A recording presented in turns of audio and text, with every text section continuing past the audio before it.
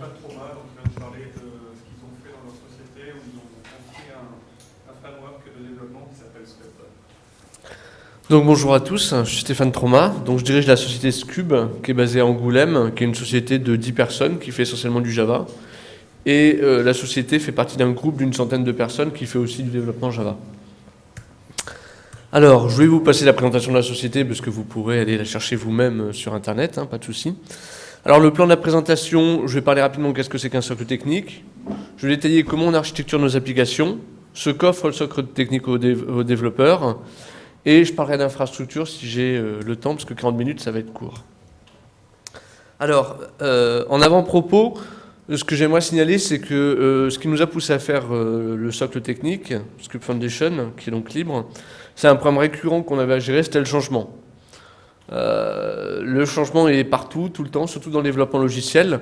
Donc plutôt que de se dire qu'on allait essayer de le contrôler en amont, on s'est dit que c'était quelque chose de normal et qu'il fallait donc le prendre en compte et que ça faisait partie du jeu.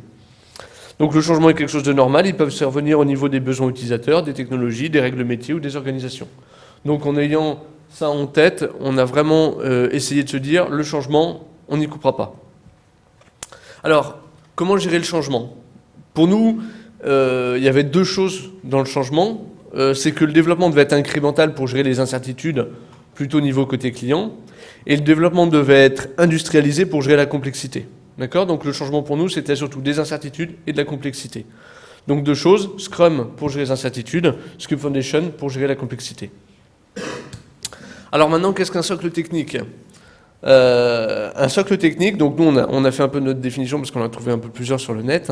Donc un socle technique, c'est un ensemble de frameworks, donc des frameworks existants, on ne redéveloppe pas ce qui existe déjà, de conventions de développement, d'outils et de procédures documentées qui structurent les développeurs et développement. Pour simplifier, c'est une plateforme qui permet l'illustration de projets de développement informatique. L'idée, c'est que plus le socle est bon, moins le développeur a à se poser de questions quand il a à faire quelque chose. Alors les objectifs du socle, en plus, comme je vous disais, de gérer le changement, c'était de ne pas réinventer la roue. Donc on ne va pas redévelopper un framework IHM, on ne va pas redévelopper un mapping objet relationnel. On intègre les meilleurs produits open source en automatique via Maven. Avoir des modèles de projet, parce qu'il y a des choses récurrentes chez les clients. Ils veulent un projet noyau, ils veulent un projet batch, ils veulent une application Ajax, ils veulent une application riche. Donc on a des modèles de projet correspondant aux divers besoins. Avoir des tâches automatisées, c'est-à-dire qu'un développeur qui passe d'un projet à un autre, il n'a jamais travaillé sur ce projet, s'il veut le compiler, lancer les tests, le packager, le déployer chez le client, il doit avoir des tâches qui sont partout les mêmes et pouvoir le lancer en automatique. Très important, la gestion automatique des librairies. Pour éviter les problèmes de production ou les problèmes de travail en équipe, il faut que tous les projets gèrent automatiquement les librairies. Sur tous les projets, on a Hibernate 3.0.3 qui est validé en production. Tous les projets héritent de celui-là.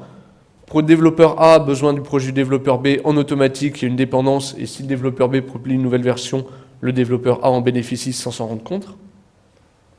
Gestion des différents environnements. Ça, on s'est rendu compte que forcément, il y avait plusieurs environnements à gérer. La test, le développement au pré-prod des productions. Donc encore une fois, un développeur qui passe d'un projet à un autre. Si c'est pour la production, il a juste à dire dans sa tâche que c'est pour la production. Si c'est pour le développement, il a juste à dire que c'est pour le développement. Le développement SOA, qui est devenu un petit peu obligatoire, et surtout une documentation complète qui permette à une entreprise qui n'a pas industrialisé son développement d'industrialiser son développement en autonomie, en disant voilà la documentation de tous les projets, de toutes les technologies qui existent. Alors l'architecture des applications, elle est orientée service, ça c'est le premier point. Le but qu'on s'est dit, c'était qu'on allait produire des îlots de services indépendants qui pouvaient être utilisés par n'importe quelle technologie. Aujourd'hui, dans les SI, on trouve un peu de tout et se dire qu'on va tout faire en Java, c'est un petit peu dommage et un petit peu utopique. Donc, juste pour ceux qui ne connaissent pas la SOA, je suis très rapide, mais en gros, on avait des applications qui étaient plutôt en silo, qui communiquaient avec leur base et seulement leur base, avec des ponts des fois entre les applications.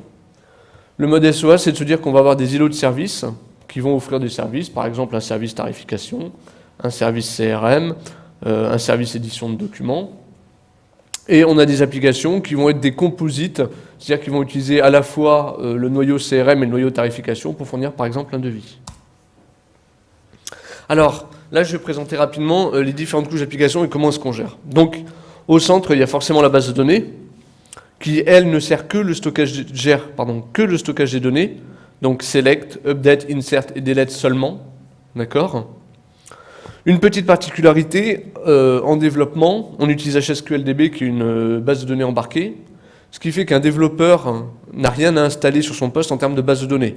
Je passe encore une fois sur un projet que je ne connais pas, je lance une tâche, par exemple, lancer les tests ou lancer l'application, automatiquement, le projet va créer la base HSQLDB en mémoire, remplir les données de test et on pourra travailler directement sur le projet.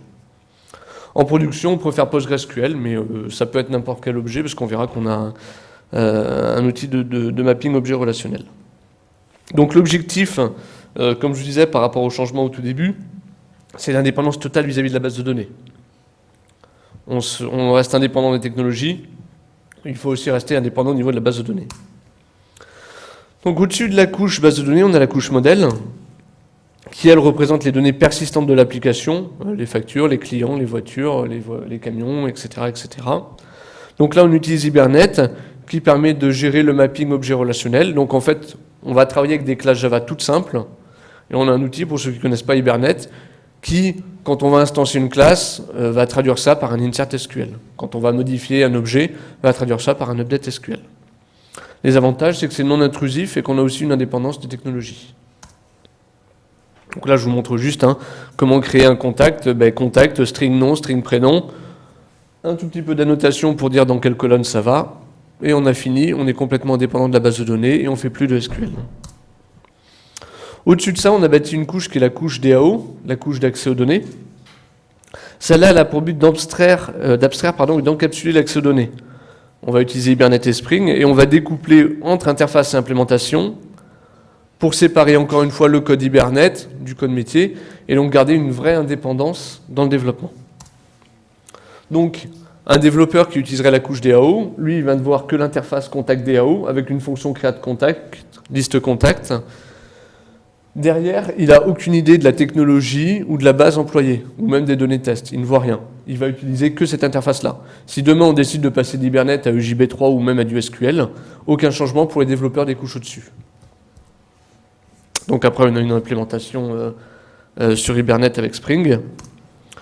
Et là, dans Spring, dans ma Spring, je vais mettre ma configuration. Je vais dire que j'ai un bin qui s'appelle contact DAO, qui pointe vers l'implémentation Hibernate. Si jamais un jour je voulais changer, j'ai juste à modifier ce fichier de configuration Spring et je peux pointer vers du EJB3 ou du SQL. Donc après, on a créé une couche service avec des DTO. Des DTO, c'est des objets de transfert Java, c'est-à-dire c'est des objets tout simples, avec juste des strings, integer, etc. Et ma classe Java toute bête. Donc la couche service, elle contient la logique métier de l'application. D'accord ? Et elle utilise la couche DAO pour récupérer les objets. Celle-là, elle est testée grâce à JUnit et Eclema, et c'est une couche indépendante aussi des technologies sous-jacentes. C'est-à-dire qu'on va aussi avoir un système interface-implémentation. Typiquement, un développeur qui va utiliser la couche service va utiliser juste l'interface contact service et elle va appeler la fonction create contact. D'accord ? Donc, on a la base de données. Au-dessus, on a des classes Java simples pour représenter les données. On a des DAO. On a la couche service. Là j'ai l'implémentation de la couche service qui s'appelle le DAO. J'ai mes objets DTO qui sont des objets Java indépendants qui peuvent donc être utilisés par n'importe quelle technologie. Comme vous voyez, il n'y a pas d'import particulier ou quoi que ce soit, c'est vraiment que des objets Java simples. Et j'ai mon test unitaire qui valide ma couche service. Donc toutes ces couches-là, quand je les assemble, alors là je montre juste un petit exemple, nos tâches automatisées, j'arrive sur un projet, j'ai une tâche run test, j'applique la tâche run test, je ne sais pas qui a fait le projet, j'ai rien à installer, mais les tests unitaires vont se lancer. Là, il passe. Alors là, ce qu'on a vu, ces couches qu'on empile, pour nous, ça, c'est deux, mais c'est un noyau de service, d'accord ? C'est pas du tout développé dans l'optique de faire une interface graphique, c'est développé dans l'idée de fournir un service à d'autres applications. Donc à l'aide des tâches du socle, en fait, ce noyau de service, on va en faire un WAR qu'on va déployer dans le SI de la société, et en fait, on va bâtir des applications graphiques ou pas qui vont appeler ce noyau. Les avantages de faire comme ça, c'est qu'on va centraliser la logique métier, La tarification dans toute l'entreprise va se passer à un seul endroit. On va réutiliser le code, bien sûr. La qualité va être plus facile à gérer. Un problème de tarification, ça vient de cet endroit-là, ça ne vient pas d'ailleurs.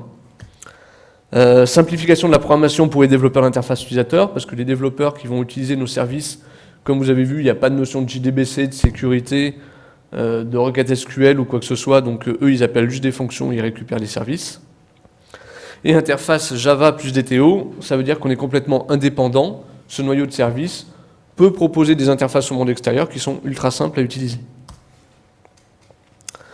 Donc, comment ça se forme, comment ça représente ben voilà, on a un noyau qui offre juste des services DTO.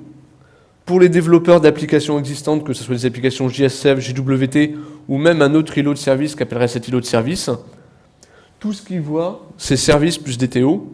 Il n'a aucune idée à l'intérieur de ce qui se passe, de comment ça marche, de quelle est la base de données, quelle est la structure, comment sont gérées les transactions, comment est gérée la sécurité, quels sont les utilisateurs. Tout ça, c'est complètement transparent. Ça va?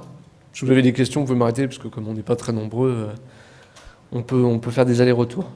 Donc comme je vous disais, les services sont utilisables par toutes les applications clientes. Nos modèles de projet permettent de développer facilement des applications GWT, Spring MVC, ou même des services qui appellent d'autres services.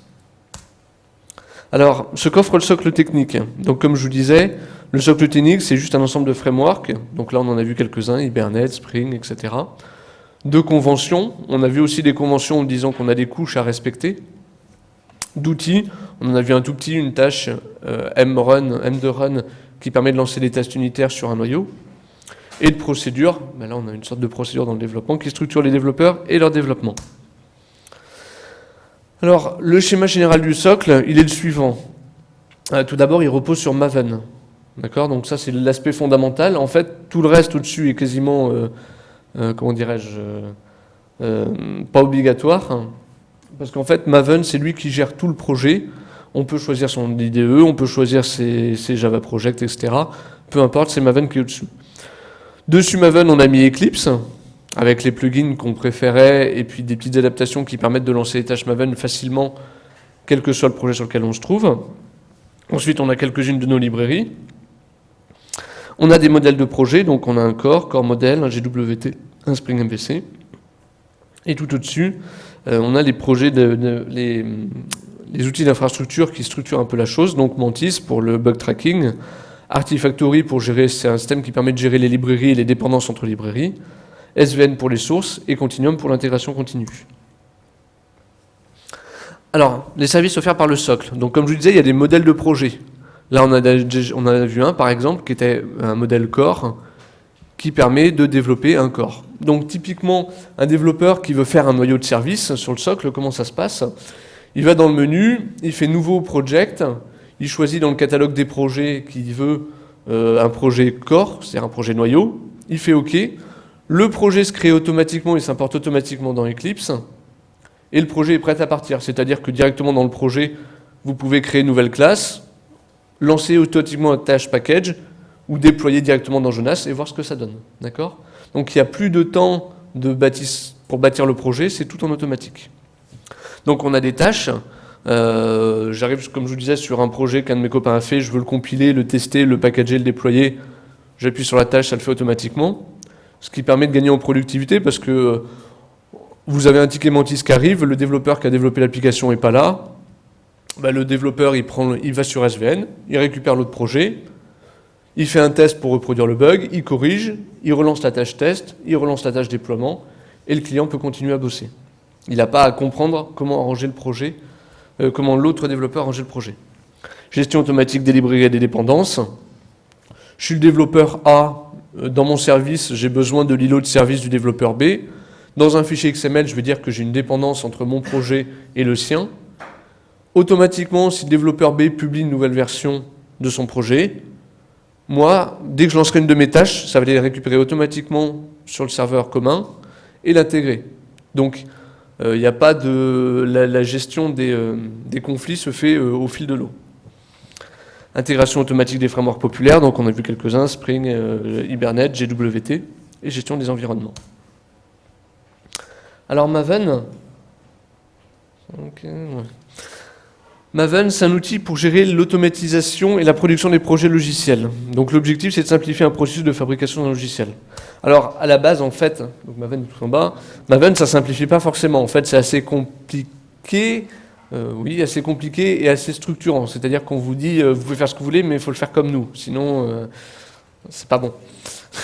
Donc, bon, il apporte quand même énormément de choses. Tout d'abord, Maven permet de définir la configuration d'un projet dans un fichier XML. Et chose très avantageuse, ce fichier XML peut hériter d'un autre fichier XML. C'est grâce à ça qu'on a des modèles de projet. Typiquement, le modèle, quand on crée un projet, il va avoir son propre fichier XML de configuration, qui va hériter de notre fichier à nous, ce qui nous permet de piloter la gestion des dépendances à un haut niveau. Typiquement, si demain, on se rendait compte qu'il y avait un bug sur un driver JDBC, il suffirait d'aller dans le fichier POM qui est chez nous de plus haut niveau et de dire c'est plus 8.0.3, c'est 8.0.4. Tous les projets automatiquement, dès qu'on lancerait une tâche dessus, récupéraient la version 8.0.4 et l'intégrerait au logiciel. Maven oblige les développeurs à utiliser une structure de projet des tâches communes. C'est ce que j'ai dit à plusieurs reprises, mais je le redis. L'idée, c'est qu'un développeur qui passe d'un projet à un autre ne doit pas être perdu. Il doit retrouver exactement la même structure, les mêmes fichiers. S'il se dit, tiens, il faut que je rajoute une donnée de test, je sais que c'est dans conf, que c'est en environnement prod et que c'est dans le fichier initdb. Tout ça, c'est balisé, donc il n'a pas de questions à se poser. Et il permet de gérer les dépendances vers des projets externes, donc JUnit ou le pod driver JDBC, comme je l'ai dit, ou interne, quand je parlais de mon développeur A et de mon développeur B. Alors, voilà un fichier de configuration de base. Comme vous voyez, il n'y a pas grand-chose à part le fait qu'il dit que JUnit, on a besoin comme de librairie de JUnit 3.8.1. Et voilà la structure de projet telle qu'elle est créée en fait. Donc on voit qu'il y a tout de suite le répertoire SRC test, Java, qu'on a mis des fichiers exemples avec les DAO, les services, etc. pour que les développeurs sachent tout de suite où trouver les choses. On a un répertoire conf avec un environnement commun, le développement, production, prod test et test. Alors le SOC propose un ensemble de tâches, donc la compilation, le lancement des tests, l'initialisation de la base de données, j'en ai déjà parlé, et le référentiel qui permet de rendre disponibles les plugins, les librairies et les projets. Donc les référentiels, c'est les fameux serveurs de librairie. Donc il en existe 3, il y en a un sur le poste du développeur, ce qui fait qu'il n'a pas les jars dans chacun de ses projets. Il y en a un sur Internet qui contient l'ensemble des librairies, qui est maintenu par l'équipe Maven, et il y a un troisième dans l'entreprise pour gérer la configuration. Donc, c'est ce que je vous expliquais tout à l'heure, mais là, il y a un schéma, c'est un peu plus compréhensible. Donc, le développeur qui est tout en haut sur son projet, dans le fichier XML qu'on a vu tout à l'heure, où il y avait JUnit, il dit « j'ai besoin d'Hibernate 3.0 », il sauvegarde, il lance la tâche compilation, ça va aller le demander au référentiel de l'entreprise. Si le référentiel de l'entreprise l'a pas, il va le chercher sur Internet, il récupère et il transmet. Et il y avait le fameux exemple entre les deux développeurs qui ont des projets en commun. Donc, après, on a Eclipse dans le socle. Donc, on a une seule version d'Eclipse qui est utilisée par l'ensemble des développeurs. Mais comme je vous ai dit, étant donné que tout repose sur Maven, vous utiliseriez JDev comme l'un de nos clients, ça ne poserait pas de souci. Donc, dans Eclipse, on a quelques plugins. Donc, on a CheckStyle, qui est un outil qui permet aux développeurs, qui permet à nous de définir des règles. Par exemple, que chaque méthode doit être commentée, qu'il est interdit de déclarer une HMAP, qu'on n'a pas le droit de faire des systemout.println. Et en fait, si le développeur il fait toutes ces bêtises, et bien dans son code de développement, dans son éditeur de code, il verra des petits warnings à gauche qui lui diront « là, tu as oublié de commenter, là, tu as fait un systemout, il ne faudrait pas, etc. etc. » Nous, ça nous permet de calibrer un peu la qualité des projets qu'on livre à nos clients, et ça permet aux développeurs aussi d'améliorer un peu le niveau et que tout le monde aille un peu dans le même sens. Donc après, on a un plugin qui est très très intéressant qui s'appelle Eclema, parce qu'on fait des tests unitaires, mais forcément, les développeurs, il y en a certains, surtout au tout début, qui ne testent pas tout leur code métier. Donc Eclema, c'est un plugin Eclipse tout bête. En fait, quand vous allez lancer vos tests, Eclema, il va regarder partout où vous passez dans la couche service, et il va vous marquer en rouge là où vous passez pas. Donc là, vous voyez qu'il y a 2 lignes en rouge. On sait qu'à l'issue des tests, on n'est jamais passé par le if c is empty. Donc on peut dire au développeur, le développeur peut le voir lui-même, qu'il n'a pas testé cette ligne-là. Et en tout cas, il peut pas le nier, quoi. Donc après, il y a des développeurs qui s'y mettent pas. Mais un développeur peut plus nous dire « Ah mince, j'ai complètement oublié de tester ». Non, si tu voulais voir, tu as bien vu que là, la ligne était en rouge, donc tu l'as pas testé volontairement. Bon, l'idée, c'est pas de fliquer, mais l'idée, c'est d'arriver sur l'ensemble des projets à un taux de couverture de 90-95% pour gagner en qualité derrière et pour gérer ce que je disais au début, les problèmes de changement. Les tâches unitaires, c'est vraiment le filet de sécurité qui nous permet de déployer rapidement chez un client, de corriger des bugs rapidement et de développer sans trop se poser de questions. Donc niveau timing, je suis très bon. En termes d'infrastructure, donc comme je vous disais, il y a 4 principaux outils. Donc Mantis, Artifactory, SVN et Continuum. Donc Mantis, c'est un suivi de bugs et des demandes. Donc il permet aux développeurs et aux utilisateurs d'améliorer la qualité en assignant à chaque demande un numéro. Donc encore une fois, je vous parlais des changements qui arrivent depuis chez le client. L'idée, c'est de les tracer aussitôt dans un bug Mantis et de les traiter au plus vite en déployant une nouvelle version. Donc je ne vais pas rester très longtemps sur Mantis, certains en utilisent. Ça permet de définir un bug, de le référencer et puis derrière de suivre sa résolution. Donc Artifactory, c'est tout bête, c'est le petit outil que je vous ai présenté, enfin c'est le petit serveur dont je vous ai parlé quand je parlais de Maven. C'est un serveur en fait qui va contenir dans l'entreprise, ou à l'extérieur, enfin dans l'entreprise, l'ensemble des librairies de tout le monde. Donc typiquement, je suis en train de faire mon projet B, j'ai publié une version dont je suis satisfait, donc j'ai une tâche publiée dans le référentiel de l'entreprise, ça l'envoie sur le serveur Artifactory, et tous les projets qui ont dépendance de ce projet B, à chaque fois qu'une tâche est lancée, ils vont voir sur l'Artifactory s'il y a une nouvelle version du projet B. Et les dépendances se gèrent donc de manière automatique. Donc après, on utilise SVN pour gérer les versions. Donc il supporte les mêmes fonctionnalités de CVS avec quelques petites choses en plus, la gestion des répertoires et des renommages, et les commits atomiques. D'accord. Enfin, le dernier outil, je pense, qu'on utilise en termes d'infrastructure, c'est Continuum, qui est un outil d'intégration continue, qui vérifie de manière automatique qu'on n'a pas de modification de code source, enfin que les modifications qu'on a apportées sur le code source n'ont pas généré de régression de l'application. Comme je vous disais, tous nos projets sont basés sur Maven, ce qui fait qu'en fait, avec le fichier de configuration de Maven, on a tout ce qu'il faut pour compiler le projet. Donc Continuum, c'est juste un petit outil qui tourne toutes les nuits, qui va récupérer les projets qu'on a faits, il récupère le projet sur le SVN, il appelle les tâches qu'appellent les développeurs, donc compilation, lancement des tests, packaging, et il vérifie tous les soirs que tous les projets fonctionnent bien. Donc l'idée, c'est de ne pas attendre la fin d'un projet ou attendre 3 semaines pour voir s'il y a des régressions. Tous les soirs, Continuum se charge de vérifier qu'on n'a pas de régression. Donc, ouais, j'avais dit pour schématiser, en fait, tous les soirs, Continuum, qui est sur un de nos serveurs, récupère les sources, lance les tâches Maven pour construire et tester le projet, et envoie un rapport aux utilisateurs pour leur dire si rien n'est cassé. Donc voilà un exemple d'écran de Continuum qui indique les versions construites, les erreurs, ce qui s'est passé, ce qu'on a fait. L'avantage de Continuum aussi sur certains projets clients, c'est qu'on est capable d'automatiser des déploiements. C'est-à-dire que tous les soirs, Continuum va déployer certaines versions de l'application pour le client. Donc il prend ce qu'ont fait les développeurs dans la journée, il publie en automatique sur un serveur de test et le client peut aller voir.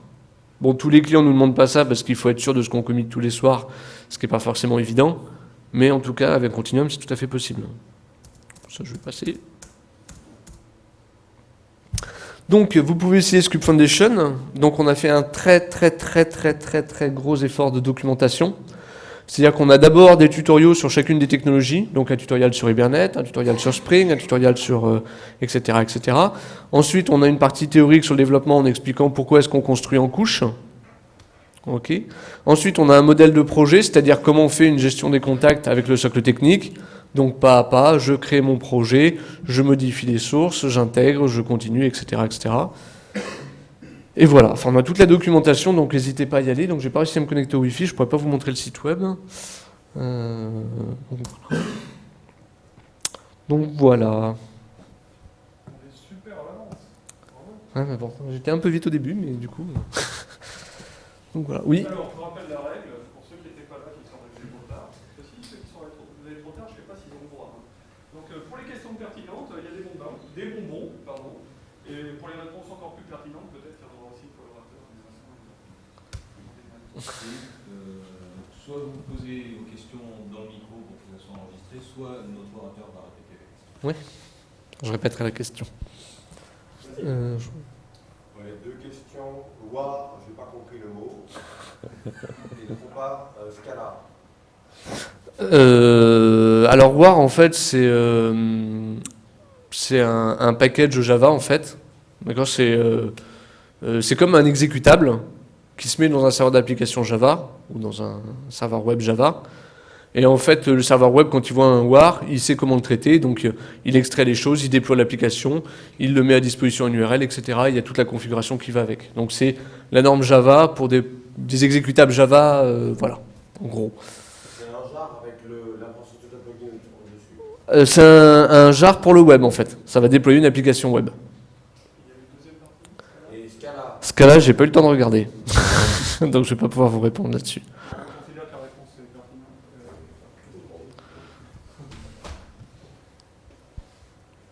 D'autres questions? Oui. Pourquoi on fait le choix d'utiliser des objets simples Java plutôt que des EJB, des choses comme ça? Indépendance technologique. L'idée, c'était au tout début, alors tout le monde était... Répétez la question. Ah, bah, oui, la question c'était, pardon, pourquoi utiliser des objets Java simples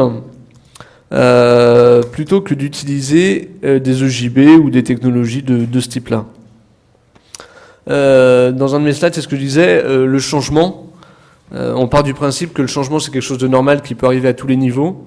Les EJB, à l'époque, on a eu le choix entre Hibernate et les EJB. Les EJB étaient très très intrusifs. C'est-à-dire qu'on avait du code technique lié au code métier. Et du coup, on se retrouvait bloqué avec ces technologies qu'on a dû migrer. Donc là, dans nos choix technologiques, ce qui nous guide en premier lieu, quand c'est possible, c'est d'éviter la dépendance technologique. Donc avec des objets Java simples, voilà. Je pense qu'en informatique, faut pas s'attacher à des technologies, à des librairies ou à des choses. Vaut mieux se dire c'est complètement indépendant, c'est génial aujourd'hui, mais demain, ça sera peut-être complètement dépassé, il faut que je change simplement.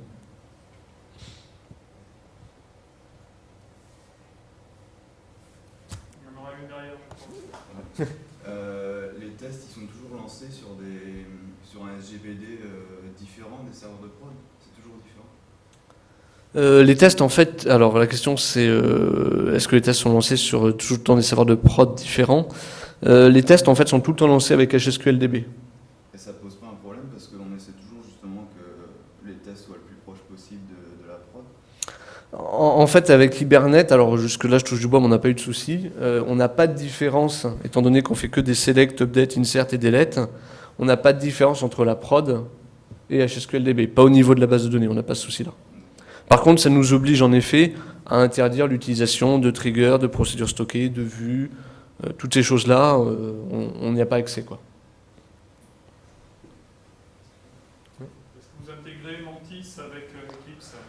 Non, ça serait une de nos prochaines étapes avec Mylin, notamment le plugin Eclipse, pour relier des bugs à du code, à un commit, à SVN, et pouvoir mettre ça après dans le log lors de la livraison. Oui. À quel niveau va se gérer la montée en charge? J'imagine qu'il y a 500 clients simultanés pour un catalogue d'achat, des choses comme ça. C'est au niveau Hibernate, comment ça s'applique, à quel niveau? Alors la question c'est à quel niveau va être gérée la montée en charge. Ça dépend où est le goulot d'étranglement. On a de la chance des clients qui sont très fans de base de données, donc on a des clients qui ont 24 processeurs pour la base de données. Donc on n'a pas eu de problème à ce niveau-là. Sinon, quand on a eu des problèmes à ce niveau-là, les systèmes de cache, notamment Hcache ou même cache, etc., fonctionnent très très bien et augmentent énormément les performances. Au niveau du web, on a tendance à déployer plusieurs, en cluster en fait, la partie seulement web en fait, qui gère en fait l'affichage au client. La chose qu'on est en train d'étudier, mais on n'a pas eu le temps de finir d'étudier, parce qu'en fait on n'a pas vraiment de problème à ce niveau-là, en tout cas pour le moment, c'est la solution de Terracotta, qui est de faire un cluster de JVM et qui permettrait en fait nos noyaux d'être déployés sur plusieurs machines en fait. Étant donné qu'on est sur du Spring, Hibernate, on n'a pas vraiment de dépendance à une technologie, donc ça devrait être relativement facile, mais c'est en cours d'étude en cours d'étude, même s'il n'y a pas vraiment le besoin aujourd'hui qui se fait ressentir.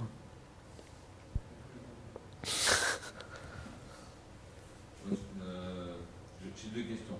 La première, c'est comment vous allez gérer la partie, on va dire, logiciel libre de ce que vous fournissez?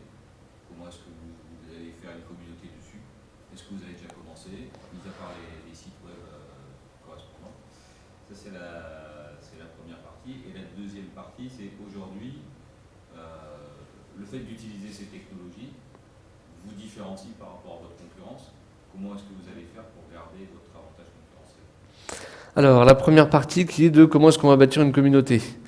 On donne des conférences comme ça, on vient, on se déplace. Non, on a sorti Scoop Foundation il y a 1 mois.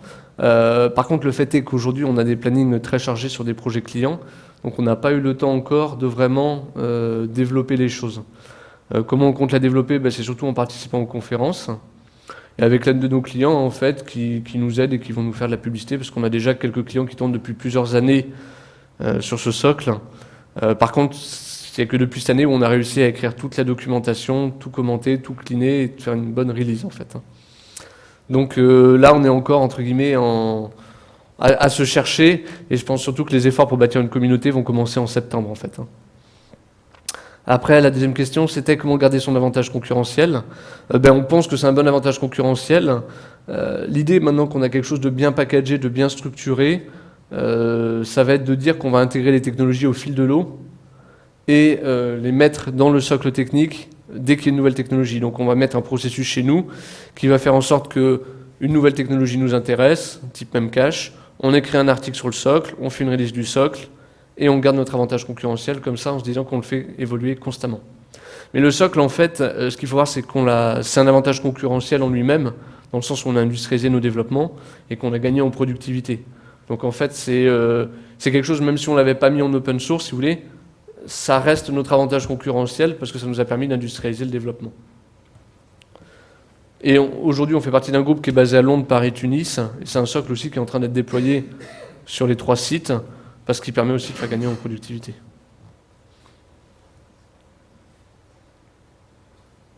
Et encore une derrière toi. Est-ce que vous laissez un accès à Mantis aux clients directement ou est-ce que vous filtrez les demandes de rapport de bug avant de les faire passer dans Mantis? Alors ça dépend des clients. Les clients qui ont des équipes techniques ou des équipes méthodes. La question, c'était est-ce que les clients ont directement accès à Mantis? Donc les clients qui ont des équipes techniques ou de méthodes, de recettes, ont accès directement à Mantis. Donc nous affectent les bugs. Les clients qui n'ont pas vraiment de service technique ou un service technique qui n'est pas dédié au logiciel, ils passent forcément par nous, par un mail, et derrière on fait les choses. Ce qu'il faut savoir, c'est que dans notre organisation, il y a un directeur de projet qui donc lui est chargé de tout piloter en fait. Donc son métier, c'est juste de voir que tout va bien, de faire les merges sur le SVN. S'il y a un bug Mantis, en fait, quoi qu'il arrive, il est affecté à lui en premier, qui affecte à la bonne personne. Donc en fait, il y a un centralisateur qui n'est pas vraiment Mantis, mais qui est plutôt le directeur de projet en fait, et qui utilise Mantis pour centraliser toutes les demandes. Roman, Oui. J'ai entendu parler de Jonas. C'est ce que vous utilisez? Alors oui, en fait, on a un serveur d'application, donc il y a une tâche, Maven, qui permet de lancer un serveur d'application et de déployer automatiquement. Donc historiquement, on utilise Jonas parce que moi j'ai été committeur sur Jonas et que j'ai écrit un livre sur le sujet. Donc on l'a gardé. Maintenant, je me bats un peu avec mon directeur technique qui lui souhaiterait partir vers du JBoss et moi plutôt vers du Jetty. Donc on est... Suite à la question, pourquoi Jonas avec le conteneur JB, pourquoi vous n'utilisez pas de JB? Alors pourquoi Jonas parce qu'il a pour la question pourquoi Jonas. Pourquoi Jonas? Parce qu'on n'utilise pas les EJB, mais on utilise certains autres services comme JMS ou JTA. Donc on a encore besoin entre guillemets d'un serveur d'application J2E. Mais Jonas s'explique surtout par un choix historique, qui est de dire qu'on avait un serveur d'application qu'on maîtrisait très bien. À l'époque, on avait besoin chez certains clients de corriger en live des bugs, etc. Aujourd'hui, avec les serveurs d'application type Jetty ou JBoss ou même Jonas, on a moins besoin d'intervenir dans le code source. Et en plus, j'ai tendance à dire que le serveur d'application est devenu une telle commodité que moi, je vois plus d'utilité de se lier à un serveur d'application ou de le connaître très bien. Pour moi, c'est un utilitaire comme un autre, quoi. D'autres questions? On a fait le tour. Bon, ben, je crois qu'on va pouvoir remercier l'intervenant. Merci à vous.